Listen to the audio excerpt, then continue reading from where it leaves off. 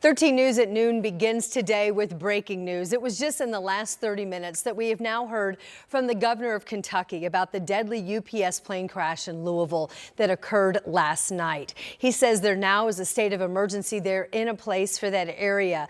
And he also says the death toll is expected to grow. At least 9 people are now dead and 16 people now are considered missing. Right now, Louisville's mayor and airport leaders are preparing to give an update about the crash. We are monitoring that situation live, and as soon as they come to the podium, we will take you there live so we can take a listen in. Now, back to Kentucky's governor. Before this address that he's about to give, he did provide an update on the lives that were spared after the plane went down shortly after takeout. Here's what he said. Thankfully, a local restaurant that is right there that we had great concern would be impacted and we would lose whoever was in it, was missed and now is helping the search and rescue. We're grateful for them. Another blessing is this plane could have potentially hit the major Ford factory or the convention center. Those are all close by and did not. Again, we're continuing to monitor the situation down in Louisville, where they're providing updates every hour as they learn more information. Of course, the investigators are there on the scene looking at what led to this crash of this UPS plane as it was taking off bound for Hawaii yesterday. Investigators are looking at a combination of factors: man, machine, and environment. The man could be the pilot. It could be the people that work in the control towers. It could be the repair people. It can be the machinery, all of the and the environment as well yesterday. So we're continuing to follow updates and we'll bring you the latest from there. Also, we have Matthew Foltz, who's in Louisville, that has the latest that he's been able to gather there. Matthew. It has really been an all hands on deck here at the Louisville International Airport throughout the morning. As we know, local first responders have been out at the debris crash site, really searching for any potential survivors as well as victims. We do know the airport is now operating again, allowing passengers to board their airplanes. As you can probably hear the planes behind me, one runway is open, allowing for commercial airlines to take off and land here. But as you can imagine, just a heartbreaking and saddening morning here in Louisville, as this is the headquarters for UPS. So all of their UPS cargo planes really depart from this airport. So the UPS issuing a statement overnight saying that they are deeply saddened by this. We do know that the NTSB is now taking over the investigation as they work to learn more about what unfortunately caused this fatal crash. We do know that the governor has said so far there's been about 16 families that have gone to local police to report that they have not heard from their loved ones. So a lot of families right now really just trying and holding on to hope that their loved one may still be alive after not hearing from them after this crash. But of course, as you can imagine, still many questions to be answered as NTSB now works to learn what exactly caused this crash. We'll, of course, keep you posted on the latest updates as soon as we get them. Reporting here in Louisville, I'm Matthew Foltz, 13 News. Just a devastating situation there, and the mayor and the airport leaders again are going to be giving an update about the crash and about the investigation and the very latest that they have learned about the victims, those families impacted. So we are monitoring that, and we will take a listen in and take you there once they are live. Now, here in Indiana, another investigation involving an aircraft that went down yesterday.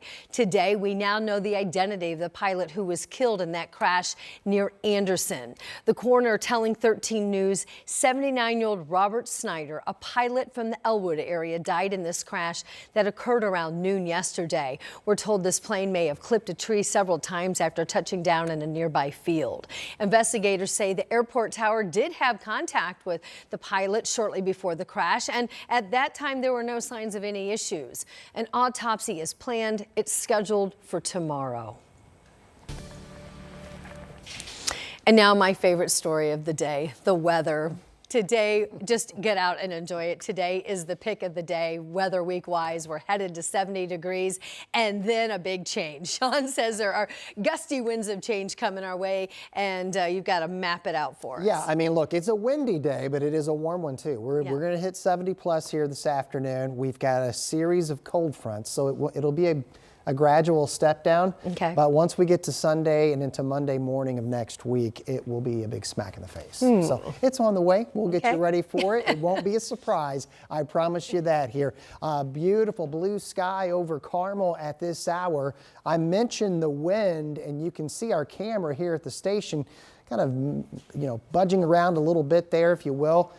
Gust, we were talking about this the last several days, would be near and above 30 degrees from a warm direction.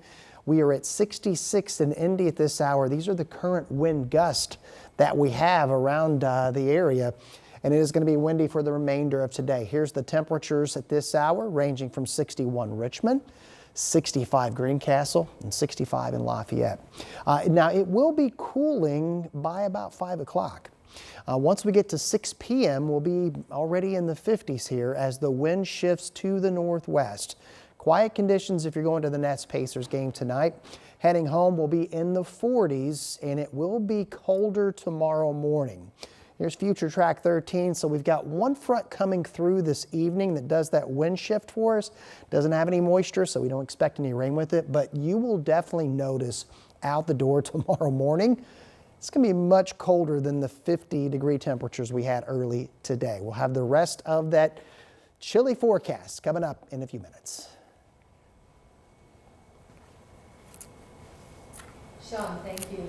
This afternoon, police in Whitestown investigating a shooting where a woman died. Police say it happened before 7 this morning in a neighborhood just off of Mays Lane, just east of Main Street Park. When officers got to the home, they found the woman who was shot outside on the front porch, and that's where she was pronounced dead. Investigators say they believe the gun was fired from inside that house.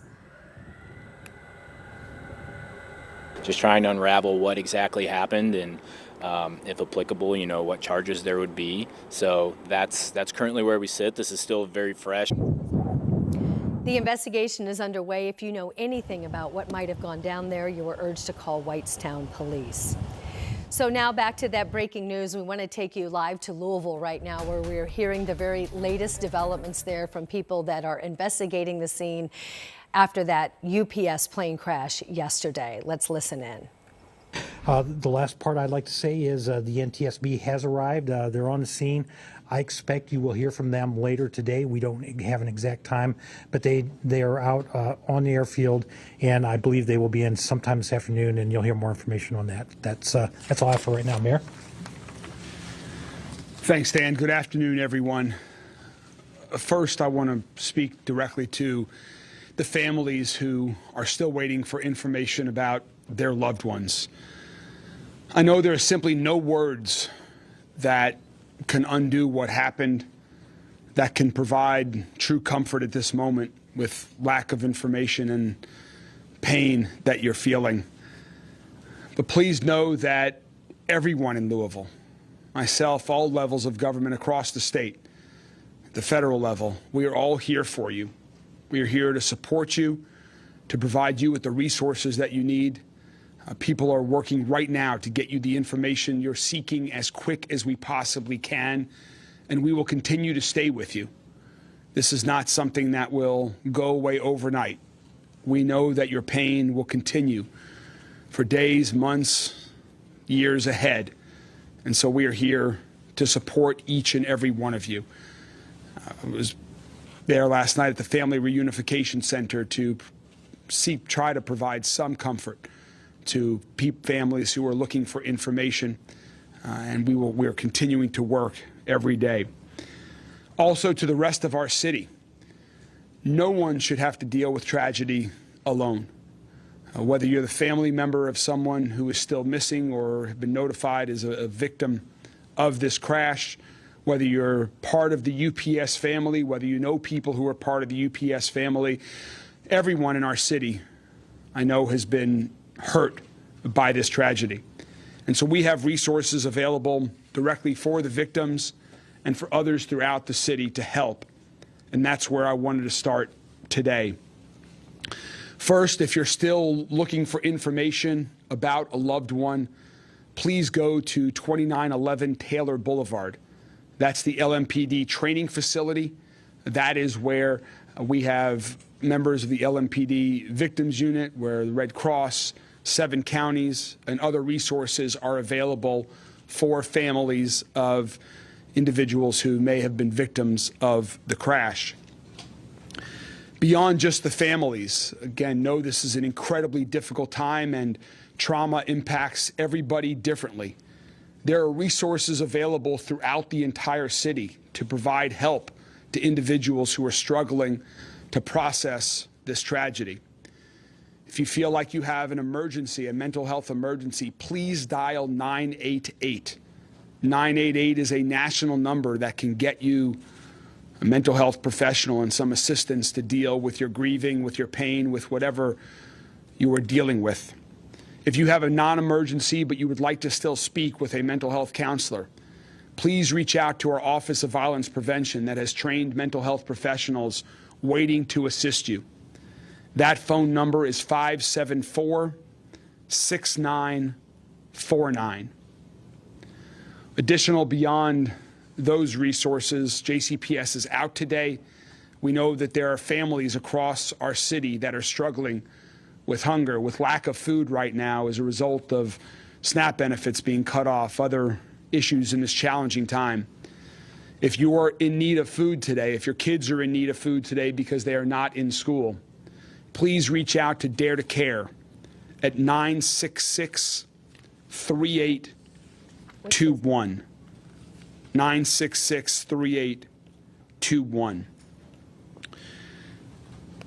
And also, as the governor just announced, we're not going to go over everything that the governor just provided in his briefing that he just made from Frankfurt. He is now headed towards Louisville to join Congressman McGarvey and me here shortly.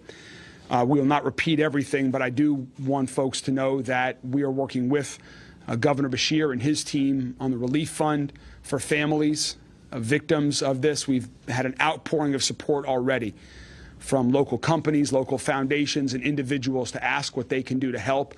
And so we're going to all partner on this together to support them. That's the Team Kentucky, Team KY Emergency Relief Fund.ky.gov. There's going to be more information put online about that if you're interested in supporting the families of the victims. A few other items on public safety. As we mentioned this morning, the shelter-in-place radius has been reduced to a quarter So mile. we've been listening live to this press conference with the very latest from the mayor of Louisville, that's Craig Greenberg, talking about support services that are available for people that are dealing with the tragedy there. Also saying that they are setting up an area at the police training facility for these families and loved ones who say that there are 16 people missing, people that they've not heard from since this crash yesterday that they're very concerned about. We do know that the NTSB now is arriving. We do expect to have an update from them on their investigation. Typically early in these investigations after a plane crash, they will talk about the amount of time, sometimes up to a year, until they have a final cause. We will get preliminary information in weeks and days afterwards. Also, Andy Beshear gave a news conference. He is the governor of Kentucky earlier today, talking about the state of emergency and getting resources available for the search and the investigation that's underway. So that is a community that's in crisis right now. We do have our Matthew Foltz who is there, and as we get more information from Matthew, from the mayor, from the police, from the governor, from anyone who's there, we will make sure we update you here on air and online at WTHR.com.